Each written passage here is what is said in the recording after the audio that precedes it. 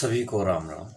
मैं B.S. पंवार अपने channel drawing study में आप सभी का स्वागत करता हूँ। दोस्तों, लास्ट वीडियो में हमने वसौली शैली के बारे में विस्तार से पढ़ा था। इसके MCQ तो हम पहले ही क्लियर कर चुके हैं। अब थोड़ा सा हम इसमें ब्रीफ हिस्ट्री इसकी पढ़ रहे हैं। तो आज हम जो है वो गुल्लेर शैली के बारे में पढ़ेंगे।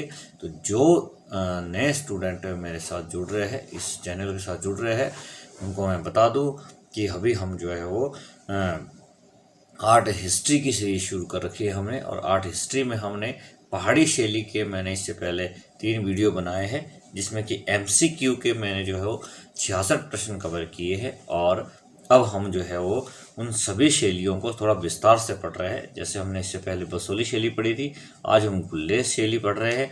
और कल जो है हम कांगड़ा शैली पे जो चर्चा करेंगे। कांगड़ा शैली को कल हम अच्छे से विस्तार से पढ़ेंगे। तो जो नए हैं वो चैनल को सब्सक्राइब कर लें, ताकि आपको इसी तरह की वीडियो मिलती रहे।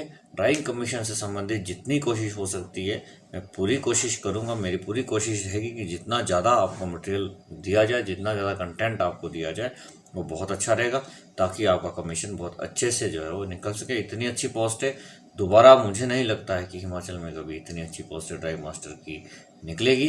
तो देरी ना करते हुए अपनी पढ़ाई को शुरू करते हैं। आज हम पढ़ रहे हैं गुल्लेर शैली। गुल्लेर शैली में हम विस्तार से पढ़ेंगे। तो गुल्लेर राज्य की स्थापना कुछ आकस्मिक घटनाओं के कारण 1405 ईस्वी में कांगड़ा राज्य की एक शाखा के रूप में हुई। ये ध्यान रखें कि गुल्लेर जो शैली है वो कांगड़ा शैली के साथ मिलती जुलती है, बहुत कम फर्क है इन दोनों शैलियों में। या आप आगे भी विस्तार से इसको पढ़ेंगे। गुल्लेर राज्य की स्थापना, ये विशेष ध्यान रखना है, क्योंकि ये प्रश्न कई बार पूछा गया है कि गुल्लेर राज्य की स्थापना किसके द्वारा की गई है। तो गुल्लेर राज्य की स्थापना जो है वो राजा हरिचंद ने की थी। किसने की थी? राजा हरिचंद ने जो है गुल्लेर राज्य की स्थापना की थी। और गुल्लेर राज्य में राजा दलीप सिंह, जिनका शासनकाल जो है वो 1665 से 1744 ईस्वी तक रहा है, के समय में कला का पोषण आरंभ हुआ। तो देखो, स्थापना किसने की थी? राजा हरिचंद जी ने। पर कला का पोषण किसने शुरू किया था? राजा दलीप सिंह ने। तो ये दोनों जो है वो फर्क आपने इसमें ध्यान रखना है कि राजा दलीप सिंह ने जो है वो कला का पोषण किया था, और राजा जो हरिचंद जी थे, इन्होंने जो है वो इसकी स्थापना की थी। आगे हम इसमें पढ़ते हैं। राजा दलीप के बाद राजा गोवर्धन सिंह, इनका शासनकाल था 1744 से 1763 तक। देखो, 1665 से 1665 से 1744 तक जो थे वो राजा दलीप जी थे। इन्होंने ही इस कला का पोषण किया था। पर उसके बाद जो अगले राजा बने हैं 1744 से 1773 के बीच में, ये राजा गोवर्धन सिंह जी थे। इनके समय में जो कला वो उच्च कोटि पे जो है पहुंच गई थी। इसका खूब विकास हुआ था, क्योंकि शुरू राजा दलीप जी ने किया था। तो जो अच्छे सही तरीके से अपने जो सही अस्तित्व में जो पहुंची थी, ये राजा गोवर्धन सिंह जी के समय में पहुंची थी। इस समय के घोड़े के चित्र, अब ये ध्यान रखना है, ये पूछा जाता है कि गुल्लेर शैली के घोड़े के जो चित्र है किस समय में अपने सबसे अच्छे सुंदर बने हैं, सबसे अच्छी विकसित कला के रूप में उभरे हैं। तो वो थे राजा गोवर्धन सिंह। और इनका शासनकाल मैंने आपको पहले बता दिया, 1744 से 1773 ईस्वी में। ठीक है। इसके साथ साथ घोड़ों के चित्र तथा रामायण वाले चित्र बड़े महत्वपूर्ण हैं। तो घोड़ों के और रामायण के जो चित्र है वो राजा गोवर्धन सिंह जी के समय में गुल्लेर शैली में सबसे ज़्यादा जो है वो प्रसिद्ध रहे हैं। तो ये प्रश्न आपको पूछा जा सकता है कि गुल्लेर शैली में राजा गोवर्धन सिंह जी के समय में कौन से चित्र जो है वो सबसे अच्छे बने हैं। तो घोड़ों के और रामायण के जो चित्र है वो सबसे अच्छे बने हैं। अगला पढ़ते हैं इसमें।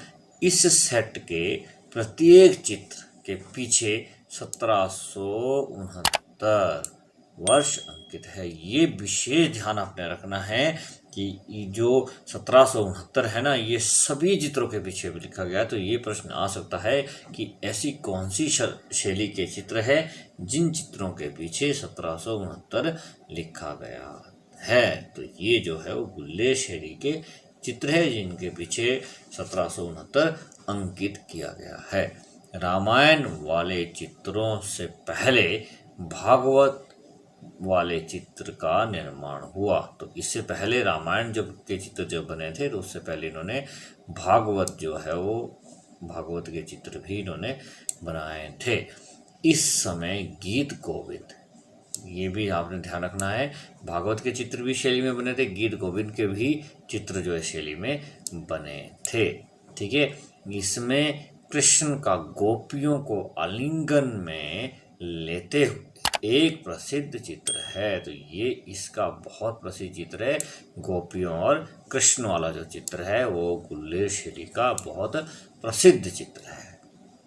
गुल्लेर चित्रकला का वैभवपूर्ण केंद्र था। जो गुल्लेर जो था, गुल्लेर जो शासन था, गुल्लेर का जो राज्य था, वो चित्रकला के लिए बहुत वैभवपूर्ण केंद्र रहा है। और यहाँ से चित्तेरे अन्य पहाड़ी रियासतों में गए। जो चित्तेरे थे ये कौन थे? ये कलाकार थे, जो गुल्लेर शैली के कलाकार थे, वो चित्तेरे उनको थे। वो जो है वो यहाँ से अनेक पहाड़ी राज्यों में गए। आगे इसमें स्मरण करने योग्य कुछ बात बताई गई है, याद रखने योग्य है कि गुल्लेर कलम को जो प्राय 1740 से 1770 तक के बीच पनपी मीन्स पैदा हुई, उसे प्रसिद्ध कला समीक्षक जो है वो उनका नाम आपने विशेष रूप से ध्यान रखना है, काल खंडाला वाला। ये जो काल खंडाला वाला है ये कला समीक्षक थे। उन्होंने क्या कहा था कि पूर्व कांगड़ा शैली के नाम से पुकारा। तो इन्होंने जो गुल्लेर शैली को है बताया था कि इससे पूर्व ये कांगड़ा शैली ही थी, कांगड़ा शैली का ही एक भाग है। और ये कब समीक्षा हुई थी? 1740 से 1770 के बीच की जो कला है वो गुल्लेर शैली की जो कला है वो कांगड़ा शैली के साथ बहुत ज़्यादा मिलती है। आगे हम पढ़ेंगे कि गुल्लेर शैली के चित्रों के विषय 4 वर्गों में रखे जा सकते हैं। तो ये भी प्रश्न आ सकता है कि गुल्लेर शैली के जो चित्र है कितने वर्गों में बांटा गया है?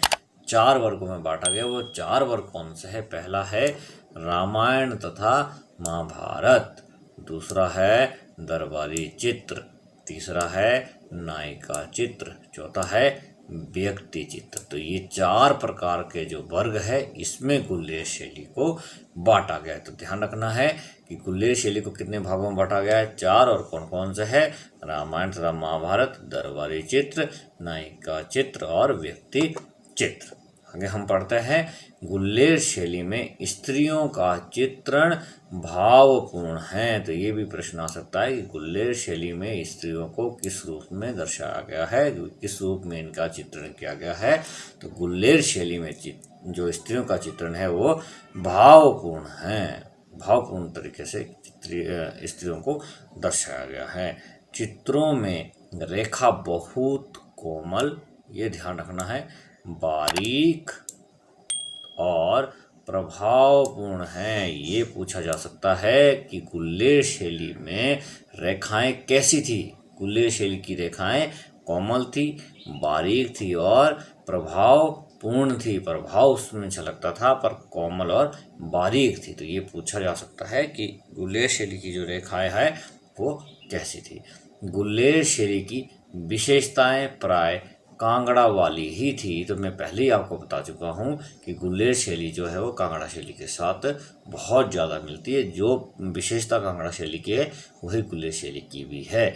गुल्लेर शैली अपने विकसित रूप में कांगड़ा शैली के रूप में दिखाई देती है। तो ये बहुत इम्पोर्टेंट है कि जब गुल्लेर शैली खूब विकसित हुई अपने पूर्ण विकास में थी तो कांगड़ा शैली के साथ बिल्कुल मिलती थी। जैसी कांगड़ा शैली है वैसे ही गुलेर शैली, इन दोनों में ज़्यादा फर्क नहीं है। तो ये आज हमने गुलेर शैली पढ़ी है।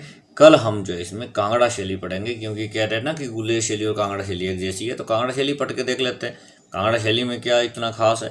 तो नेक्स्ट वीडियो में हम जो पढ़ेंगे वो कांगड़ा शैली के बारे में पढ़ेंगे। तो जिन बच्चों ने चैनल को सब्सक्राइब नहीं किया, चैनल को सब्सक्राइब कर दें ताकि आपको अगली वीडियो जो है वो मिलती रहे। सब्सक्राइब के साथ बेल की घंटी को दबा दें और ऑल पर क्लिक करें ताकि सुबह, वैसे मेरी कोशिश रहती है कि 7 बजे मैं वीडियो डाल देता हूँ, तो 7 बजे तुरंत आपको वीडियो मिले। हो सकता है कल से मैं वीडियो पहले डालनी शुरू कर दूँ, 5 बजे भी डाल सकता हूँ, 6 भी डाल सकता हूँ। तो जितने भी जल्दी हो सकता है सुबह मैं आपको वीडियो डाल दूँगा। तो वीडियो देखने के लिए चैनल को सब्सक्राइब करें। Thanks for watching my channel drawing.